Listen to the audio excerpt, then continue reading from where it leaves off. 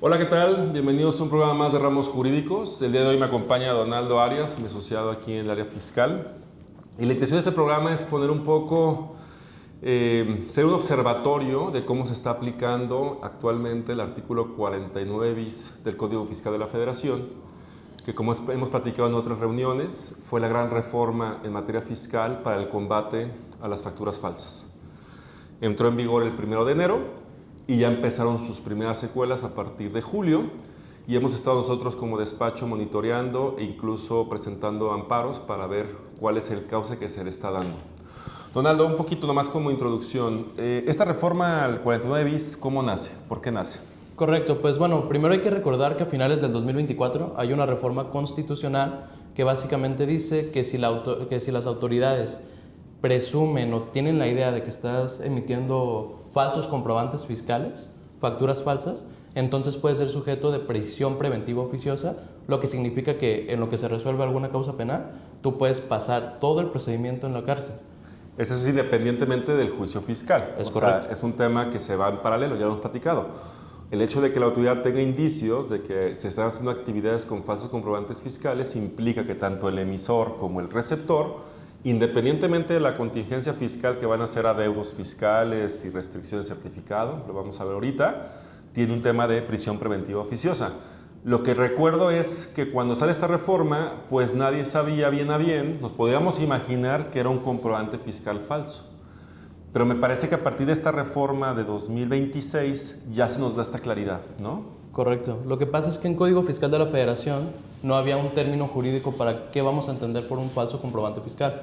Entonces, correcto, la reforma que entra en enero de 2026 del Código Fiscal de la Federación define específicamente en su artículo 29 a fracción novena lo que significa un falso comprobante fiscal, con lo que van a adecuar o van a enlazar el tema de prisión preventiva oficiosa, que puede ser un tema paralelo, pero ya tenemos una definición jurídica.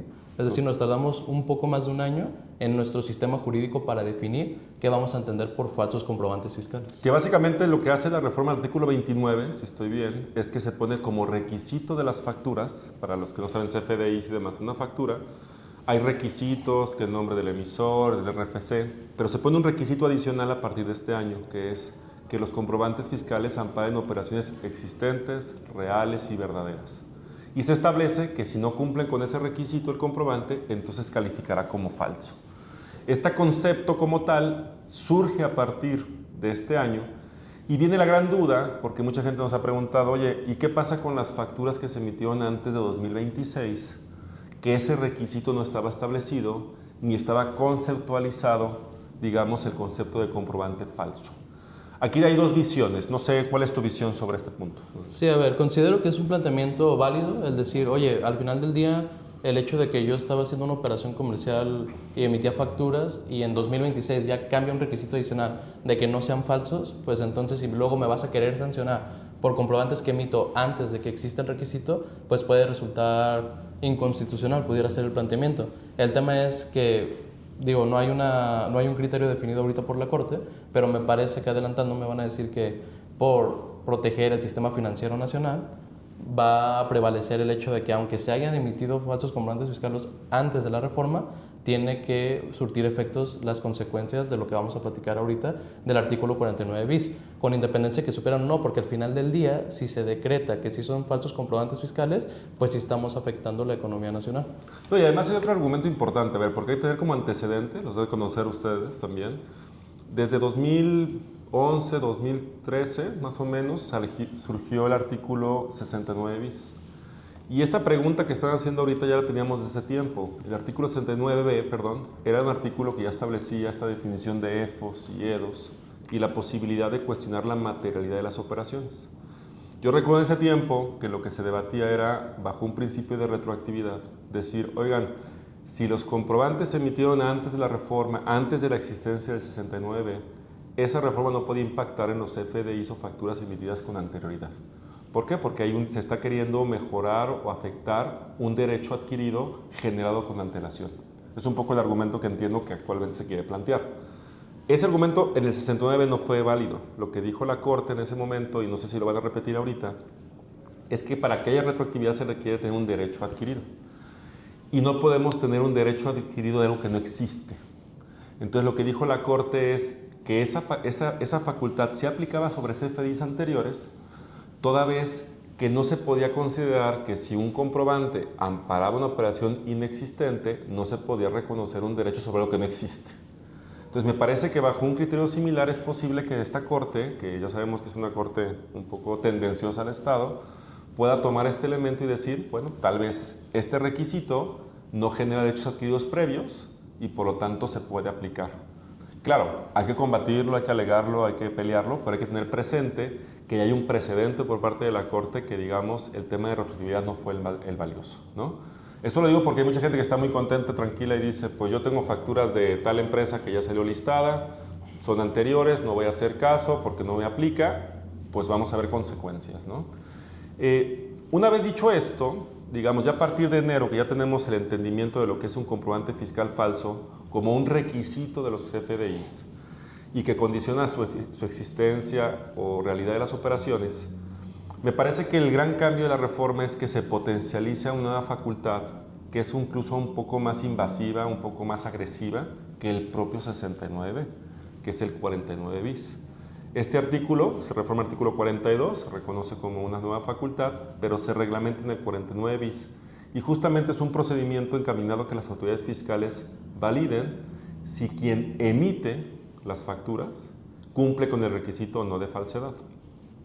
En este caso, no sé, Donaldo, si nos quieras platicar un poquito cuál es este procedimiento del 49 bis. Correcto, se va a instrumentar a través de una orden de visita, es decir, la autoridad fiscal que presuma que tu empresa o alguien está emitiendo falsos comprobantes fiscales, tiene que haber una orden que se le tiene que notificar en el domicilio.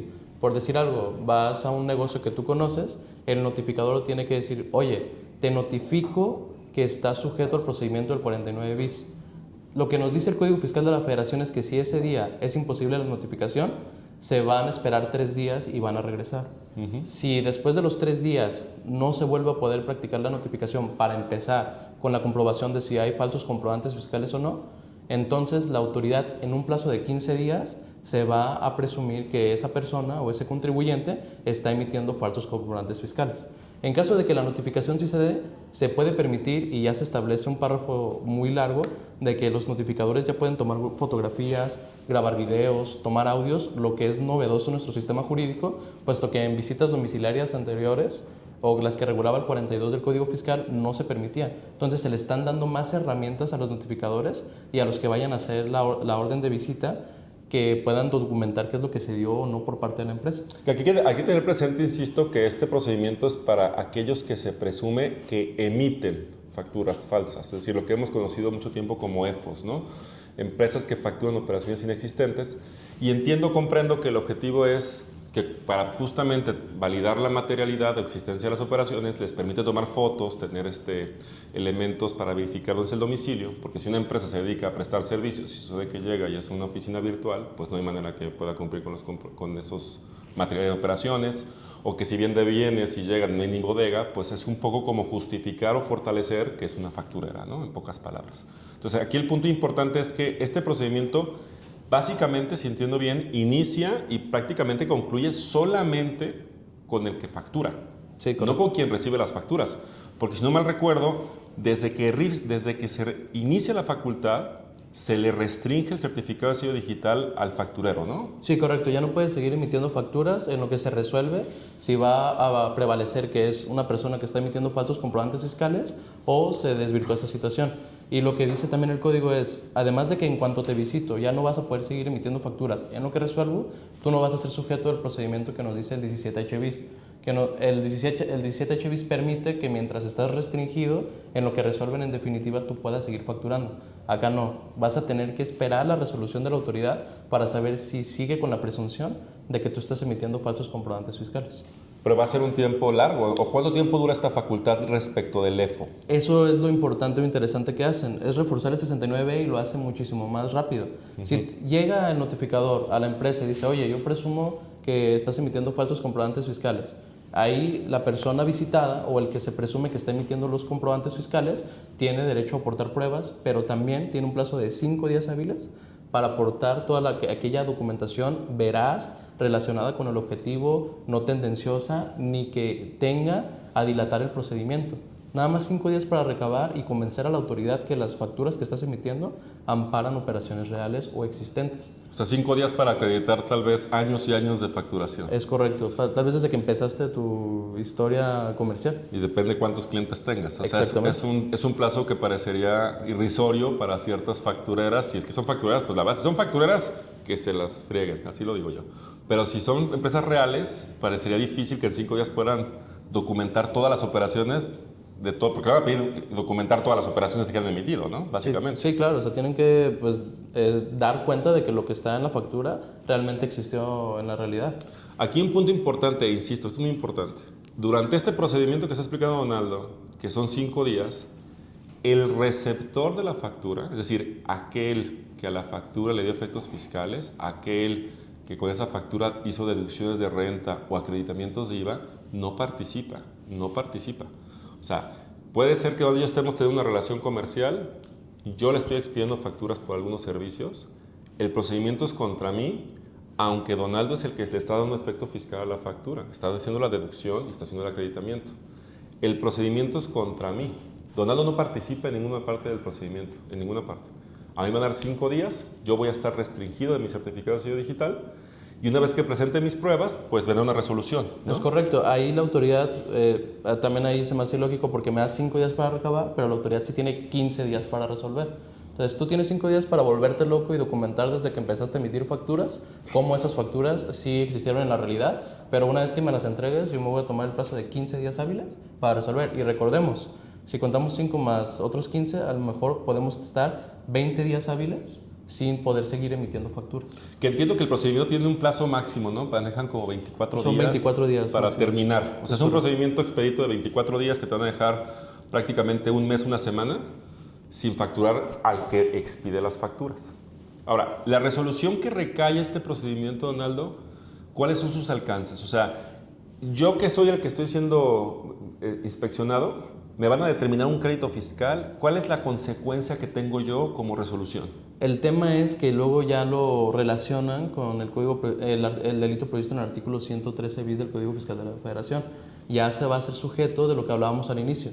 La reforma constitucional en materia de el delito de estar emitiendo o participar en actividades de falsos comprobantes fiscales se va a poder relacionar con la resolución que recaiga este procedimiento. Si después de los 15 días la autoridad determina que no comprobaste que si eran operaciones reales estas facturas, entonces adicionalmente y en paralelo te pueden iniciar un procedimiento penal y en el que pudiera ser sujeto de prisión preventiva oficiosa. ¿9 o está en el 49 bis? Correcto. Diferenciar.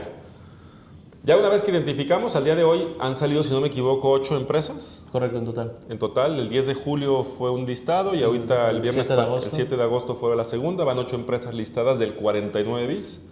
Entonces, todas las personas que tuvieron facturas, recibieron facturas de esas empresas, no les van a notificar y les van a dar 30 días naturales. Por ejemplo, el 10 de julio, mucha gente dijo, pues esa fue de vacaciones del 20 al 31, pues no hay plazo. No, corrieron los plazos de los 30 días naturales. Y lo que entiendo es que tienen la obligación o de presentar una complementaria en la que le resten efectos fiscales a las facturas, o si no lo hacen, les van a restringir su certificado de sello digital. No es correcto. Con la condición de que se corrijan. Es decir, no sé cómo interpretes tú esto, pero me parece que el receptor que no participa en la facultad, que no le dan oportunidad de presentar pruebas, pues no tiene defensa, ¿o sí? No, digo, al contrario de lo que sucedía en el 69, que si eran sujetos a un procedimiento de presuntas factureras, había plazos mucho más largos, pero además le daba oportunidad una vez que ya había la presunción del facturero para poder defenderse. El código lo establece en el 69B. El problema del 49 bis es que ese derecho de poder demostrar que la factura que recibiste es real ya no te lo da. Directamente se publica en el DOF y si tienes la mala suerte que tú tuviste facturas que te emitieron esas personas, ya tienes 30 días naturales para corregir. Entonces ese es el tema, porque ¿qué pasa? A lo mejor las factureras no siempre todas sus facturas son falsas. Hay unas que sí son operaciones reales porque ahí maquillan las operaciones. Entonces, imaginemos que eres una de las personas que sí obtuviste una operación real, pero de todos los documentos que pudieron recabar en 5 días no dieron cuenta de eso. O aunque hayan dado cuenta, pues van a presumir de que, bueno, si de 100 facturas, 80 son falsas, tú eres facturero. Esas 20 operaciones reales va a ser cuestión de tratar de activar otros mecanismos que la ley no prevé, el Código Fiscal de la Federación no prevé, para poder defenderte y demostrar que esa operación de esa factura que recibiste sí es real. Que además aquí es muy importante, porque cuando la Corte revisó la constitucionalidad del artículo 69, justamente reconocía eso, que efectivamente quien emite la factura tiene evidencia, pero quien realmente tiene la importancia de la evidencia, su existencia, su efecto, su trascendencia es el receptor. Por eso era valioso darle oportunidad a ambos de defenderse, porque puede ser que el emisor tenga cierta evidencia, pero el receptor es el que verdaderamente tiene la intención de documentar, porque, insisto, el que le va a dar efecto fiscal es Donaldo, no el que la emite. Entonces, aquí el problema del 49 bis es que no le da oportunidad de defensa al receptor, se van contra el facturero, que puede tener un modelo híbrido, que puede ser que factura inexistencia, como puede ser real. Quiero dejar en claro este punto de parte de la oficina. Si son factureros, pues al bote y qué bueno, porque creo que hacen un daño terrible. La bronca para mí es, o creo que Donaldo estás de acuerdo, es que puede haber personas que tienen operaciones reales importantes y no les da esquema de defensa el 49 bis. No sé cómo veas. No se les permite tan siquiera argumentar de los documentos o los FDIs que tienen recibidos de esas personas, de ver si eran reales o no. Y aquí el punto interesante es que como oficina hicimos un esquema, un ejercicio para tratar de identificar justamente este vicio constitucional, porque te dejan sin defensa. Desconoces el alcance de la facultad, desconoces en qué momento te puedes defender, porque además un punto, al hecho de que ya Donaldo como receptor tiene facturas de Juan Carlos, que es el facturero, por decirlo de una manera, también está sujeto al 113 bis, también está sujeto a prisión preventiva oficiosa, pero no le dan permiso de defenderse, de ninguna manera. Entonces lo que hicimos en la oficina fue un ejercicio de que aprovechando las primeras publicaciones del 10 de julio de algunas de las empresas, quisimos ver cuál era la respuesta de los tribunales para identificar a través del amparo cuál era la respuesta del Estado, del Poder Judicial, de esta famosa reforma judicial, que hemos dado mucho seguimiento aquí en la oficina, y empiezan ahora sí a irradiar un poco los efectos de la reforma judicial. Pedimos suspensiones y no sé, Donaldo, ¿cuál ha sido nuestra experiencia? Platícanos. Pues yo la calificaría como agridulce porque en su momento de algunos amparos que presentamos habíamos conseguido suspensiones provisionales, de otros amparos no. El problema ¿cuál fue? Que en los recursos de queja que promovieron las autoridades revocaron esas suspensiones. Es decir, parece que la medida suspensional, ¿a qué me refiero con la medida suspensional? No solo activamos amparos para proteger a las personas que recibieron CFDIs o las que recibieron estas facturas de los factureros para que tengan el derecho de defenderse. En su momento lo que decíamos es, oye, mientras resuelven si me hacen amparo para yo poder ofrecer pruebas y demostrarte que esta factura sí fue una operación real, pues detén el plazo para que yo presente la declaración complementaria, porque si no corro el riesgo de que en lo que se tramita el juicio de amparo, a mí me van a cancelar mis sellos para facturar. Les digo, conseguimos algunas suspensiones provisionales, pero luego nos la revocaron. Por lo que parece que al menos en el estado de Jalisco, en el tercer circuito, el tema de las suspensiones no se ve claro, parece que no va a volar. Es decir, aquí el punto importante, no es que estemos nosotros defendiendo a la empresa que se listó. O sea, esa empresa que se listó tiene sus temas y podrá ser facturera. Lo que nosotros queríamos identificar es si el receptor de esas facturas tenía la posibilidad de, a través del amparo, poder defenderse. Es decir, no es un tema de litigio propiamente económico, sino estratégico. Corroborar si existía una posibilidad de que aquí en Jalisco los tribunales fueran asequibles a la situación y determinaran que efectivamente ese receptor de la factura que puede tener documentos no se le permite participar en el procedimiento, no se le permite defenderse y va a tener que recibir como consecuencia el o deja sin efecto las facturas o deja de facturar, además del procedimiento penal. Entonces lo que hicimos fue presentar un amparo para tratar de identificar la postura de los tribunales y pues lamentablemente aquí en Jalisco por lo menos algunos tribunales colegiados han determinado que no se puede otorgar la medida porque es más importante el interés de la colectividad por atacar este tipo de conductas que la protección de la tutela de los derechos de defensa, digamos, de los gobernados, ¿no? Es correcto. Lo que nos deja en una situación, a todos los que están en empresas que estén vinculadas a estas facturas, una situación delicada, que sí nos parece importante que tomen en cuenta, que identifiquen y que sobre todo sean cuidadosos. No sé, Donaldo, yo creo que con esto un poco el cierre, ¿no? ¿Qué podríamos comentar a la gente? Bueno, pues uno, estar al pendiente. Digo, al final, el pasado viernes 7 de agosto se publicaron más empresas, 5 en particular. Si tiene usted una empresa que recibió facturas de estas empresas que se publicaron el 7 de agosto en el Diario Oficial de la Federación, podemos ver las posibilidades de presentar el amparo y con esta situación de que tal vez la suspensión no la vamos a tener. pero en algún punto, si se gana, tienen esa posibilidad de acreditar que esas operaciones son reales y no darle los efectos fiscales o revertirlos. Ahora bien, de las personas que recibieron facturas de los listados en julio de este año, pues lo que va a suceder es que el SAT va a empezar a restringir los certificados para facturar si es que no presentaron las declaraciones complementarias o no tienen alguna suspensión en un juicio de amparo. En ese sentido, también estamos explorando la posibilidad de aquellas personas que recibieron facturas puedan también activar un mecanismo de esa restricción de emisión de facturas para ver si el hecho de que se estén defendiendo o no puede ser una posibilidad de que le sigan permitiendo facturar en lo que resuelven los medios de defensa que hayan activado. Y insisto, aquí el punto importante no es defender simulaciones, ni atacar, ni fortalecer combates a cosas que hicieron mal algunas personas. Simplemente sí sabemos de empresas que tuvieron operaciones reales, que saben que tienen una contingencia, y entonces ahí es importante medir bien el riesgo, identificar de manera clara la pertinencia o no de la defensa, y por cualquier cosa con gusto aquí los podemos apoyar. Don Aldo, muchas gracias. Un gusto. Y bueno, nos seguimos viendo. La siguiente plática va a ser sobre lavado de dinero. El viernes de la semana pasada salieron las nuevas reglas de carácter general en materia de lavado de dinero.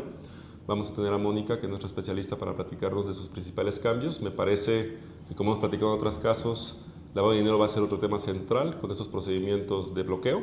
Entonces, nos esperamos para el siguiente programa y síganos por nuestras redes sociales y cualquier información estamos a sus órdenes. Muchas gracias.